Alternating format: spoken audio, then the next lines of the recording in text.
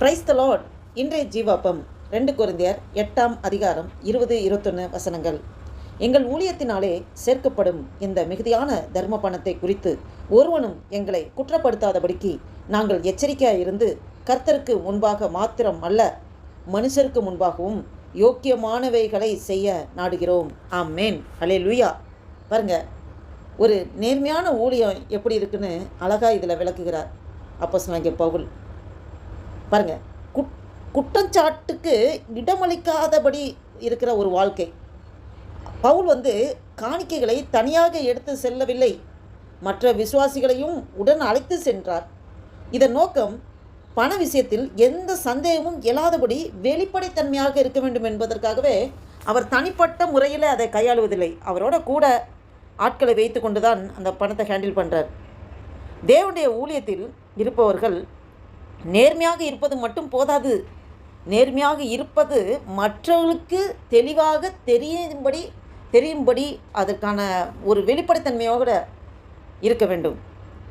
ஒரு எக்ஸாம்பிள் பார்த்திங்கன்னா, ஒரு சபையில் பொருளாளர் காணிக்கையின் கணக்கை தனியாக அதை ஹேண்டில் பண்ணாதபடி தனியாக வைத்துக்கொள்ளாமல் பலரோட முன்னிலையிலே எண்ணி அதை ரெக்கார்ட் செய்து அதை அறிக்கை அளிக்கிறார். பாருங்கள், இதனால் யாருக்கும் சந்தேகம் வராது. அதுதான் நம்ம சபையில் ஜென்ரல் பாடி மீட்டிங் போட்டு அந்த பொருளாளர் இந்தந்த மாதத்தில் இன்னென்ன வரவு, இன்னென்ன செலவு, இவ்வளோ பேலன்ஸ் இருக்குது, அதெல்லாம் எல்லாத்தையும் விலாவாரியாக அந்த சபை மக்களுக்கு அறிவிக்கிறது ஒரு நற்காரியம், நல்லது. அது ஆரோக்கியமான ஒரு வெளிப்படையான ஒரு தன்மையை காட்டுகிறது. பாருங்கள், நீதிமொழிகள் 22ஆம் அதிகாரம் 1ஆம் வசனத்தில் பார்த்தோம் என்றால், திரளான ஐஸ்வர்யத்தை பார்க்கிலும் நற்கீர்த்தியே தெரிந்து கொள்ளப்படத்தக்கது என்று சொல்லப்பட்டிருக்கிறது. ஆமென். தேவனுக்கும் மனுஷருக்கும் முன்பாக நேர்மையாக இருப்பது, அது 21ஆம் வசனத்தில் பார்க்கிறோம். தேவன் நம் இருதயத்தை அறிவார், ஆனால் மனிதர்கள் நம் செயல்களை தான் பார்க்கிறார்கள். ஆண்டவர் இருதயத்தை பார்க்கிறார், ஆனால் மனிதர்கள் நம்மளுடைய செயல்பாடுகள், நம்ம நடக்கைகள் அதை பார்க்கிறார்கள். எனவே தேவனுக்கு பிரியமானதையும் மனுஷருக்கு முன்பாக நல்ல சாட்சியாக இருப்பதையும் பவுல் முக்கியம் என்று கருதுகிறார். ஆமென். பாருங்க, உண்மையான பரிசுத்த வாழ்க்கை என்பது தேவனுக்கு மட்டுமல்ல, மனுஷருக்கும் நல்ல சாட்சியாக வாழ்வதாகும். ஒரு கிறிஸ்தவர்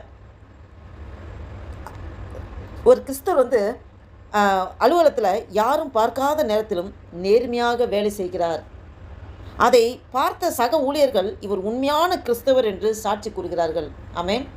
யாரும் பார்த்தாலும் பார்க்காவிட்டாலும் நம்மளுடைய வேலையில் உண்மை உத்தமாக கருத்தோடு நாம் செய்ய வேண்டும். கொஞ்சத்தில் உண்மையாக இருக்கிறவர்களே அநேகத்தில் அதிபதியாக ஆண்டவர் வைக்கிறார். அப்போ யார் இருந்தாலும் இல்லாட்டினானோ எனக்குன்னு கொடுக்கப்பட்ட வேலையை நான் செய்வேன், என் தேவன் என்னை பரலோகத்திலிருந்து கண்ணோக்கி பார்த்து கொண்டிருக்கிறார் என்ற உணர்வோடு பயபக்தியோடு நாம் இருப்போம் என்றால் எந்த சூழ்நிலையிலும் நாம் எந்த நேரத்திலும் யார் மனிதர்கள் இருந்தாலும் சரி, இல்லாமல் இருந்தாலும் சரி, நம்முடைய கடமைகளை ஒழுங்காக செய்வோம். இதை மற்றவர்கள் பார்க்கும்போது கிறிஸ்தவர், இவங்களுக்குள்ள கிறிஸ்து இருக்கிறார் என்பதை அந்த சாட்சியுள்ள வாழ்க்கையை பார்க்க முடிகிறது. மத்தேயு 5ஆம் அதிகாரம் 16ஆம் வசனத்தில் பார்த்தோம் என்றால், உங்கள் நற்கிரைகளை கண்டு பரலோகத்தில் இருக்கிற உங்கள் பிதாவை மகிமைப்படுத்தும்படி உங்கள் வெளிச்சம் மனுஷருக்கு முன்பாக பிரகாசிக்க கடவுது என்று சொல்லப்பட்டிருக்கிறது. ஆமென். அப்போ இதிலேருந்து நாம் என்ன ஆழமாக நாம் லேர்ன் பண்ணிக்கிறோம்னு பார்த்தா, ஊழியத்திலே நேர்மை மிகவும் அவசியம். ஆமென். வெளிப்படைத்தன்மை அந்த குற்றச்சாட்டுகளை தடுக்கிறது. வெளிப்படைத்தன்மையாக இருக்கனால யாரும் நம்மளை குறை சொல்ல முடியாது, குற்றப்படுத்த முடியாது. எந்த ஒரு நம்மளை பேட் மார்க் எதுவுமே அவங்களால கண்டுபிடிக்க முடியாது. தேவனுக்கு பிரியமாகவும் மனுஷருக்கு நல்ல சாட்சியாகவும் வாழ்வதுதான் உண்மையான கிறிஸ்தவ வாழ்க்கை. ஆமென்.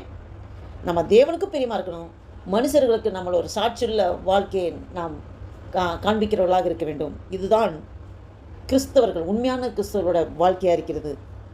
இதை கேட்டுக்கொண்டிருக்கிற என் அன்பு தேவ பிள்ளைகளே, உங்களோடும் என்னோடும் ஆண்டு இந்த வசனத்தின் மூலம் நாம் என்ன தெரிந்து கொள்கிறோம்? தேவனுடைய ஊழியத்திலே திறமை விட நேர்மையே முக்கியம். நல்ல மனசாட்சியோடு மட்டுமல்ல, நல்ல சாட்சியோடும் வாழ வேண்டும் என்பதை இந்த வசனத்தின் மூலம் ஆண்டவர் உங்களோடும் என்னோடும் அதிகமாக வலியுறுத்துகிறார். இதை கேட்டுக்கொண்டிருக்கிற அன்பு தேவ பிள்ளைகளே, நாம் சாட்சியுள்ள வாழ்க்கை வாழ நம்மளை அர்ப்பணிப்போமா?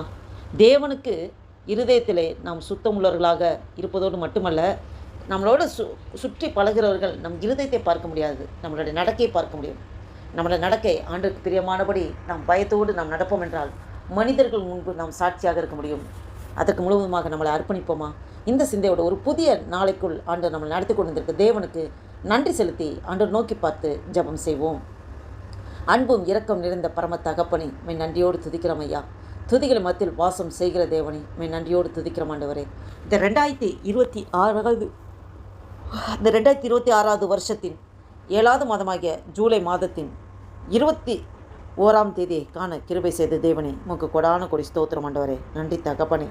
ஆண்டவரே, எங்கள் ஒவ்வொருவரையும் எந்த நோக்கத்திற்காக படைத்தீரோ உருவாக்கினீரோ உம்முடைய சித்தம் எங்கள் வாழ்க்கையில் நிறைவேறட்டும் ஆண்டவரே. எங்கள் சுயமெல்லாம் சாம்பலாய் மாறட்டும் ஐயா.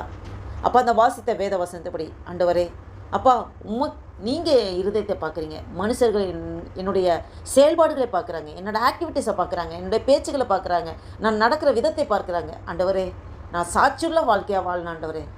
கிறிஸ்து நீர் எனக்குள்ளே இருக்கிறீர் என்பதை என்னோடு பழகிறவர்கள், அது குடும்ப உறவுகளாக இருந்தாலும் சரி, வேலை ஸ்தலத்தில் இருக்கிறவங்களாக இருந்தாலும் சரி, இல்லை என்னோட அறிமுகமில்லாதவர்கள் யார் பழகிறார்களோ எல்லாரும் எனக்குள்ளே இருக்கிற கிறிஸ்துவை காணும்படியாக என்னுடைய சாட்சியுள்ள நடக்கை ஆண்டவரே, அதை பார்த்து உம்முடைய நாமத்தை மகிமைப்படுத்தும்படியாக நான் என்னுடைய வாழ்க்கை அப்பா உம்மை பிரதிபலிக்கிற வாழ்க்கையாக அப்பா எங்களுக்குள்ளே நீர் வாழ்கிறீர் என்பதை மற்றவர்கள் கண்டுகொள்ள அப்பா என்னுடைய வாழ்க்கையை முழுவதுமாக அர்ப்பணிக்கிற கர்த்தாவே, என்னை அப்படியாக ஆண்டவரே என்னை மோல்டப் பண்ணி சீர்படுத்தி ஸ்திரப்படுத்தி பலப்படுத்தி நீங்கள் நடத்துகிற கிருபைக்காய் ஸ்தோத்திரம் ஐயா. அந்த வீடியோவை கேட்டுக்கொண்டிருக்க பார்த்து கொண்டிருக்க ஒவ்வொருவரையும் அப்படியாக ஆண்டவரே அப்பா எங்கள் ஒவ்வொருடைய வாழ்க்கையை நீங்கள் அப்படியே உருவாக்குறதுக்காய் ஸ்தோத்திரம் ஆண்டவரே. எங்களை முற்றிலுமாய் தாழ்த்தி ஒப்பு கொடுக்குறோம், அர்ப்பணிக்கிறோம். உடைய நாமம் ஒன்றே மகிமைப்படுத்தும். ஆசீர்வதிங்க, பலப்படுத்துங்க. இயேசு கிறிஸ்துவின் நாமத்தினால ஜெபிக்கிறோம் ஜீவனுள்ள எங்கள் நல்ல பிதாவே. ஆமேன், ஆமேன். Praise the lord. Thank you Jesus.